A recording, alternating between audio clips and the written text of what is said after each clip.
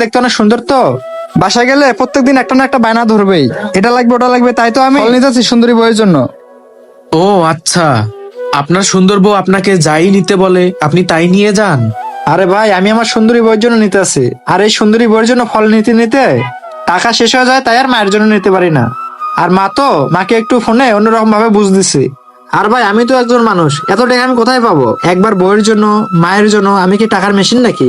ভাই কিছু মনে করেন না, আপনাকে একটা কথা জিজ্ঞাসা করি, আপনি কি চাকরি করেন?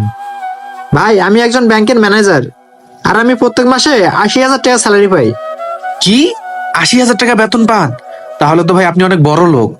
হ্যাঁ ভাই, আলহামদুলিল্লাহ, আমি যে টাকা পাই সেই টাকা দিয়ে ভালোভাবে চলতে পারি।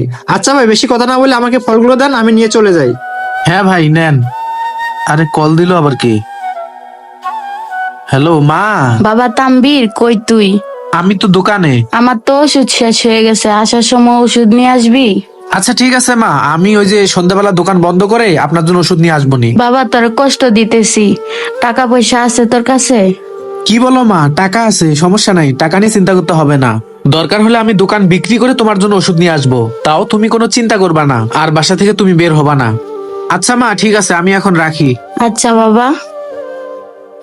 আচ্ছা ভাই, আপনার মায়ের কি হয়েছে, কি অসুস্থ? আরে ভাই আর বললেন না, আমার মা প্রেশারের রোগী।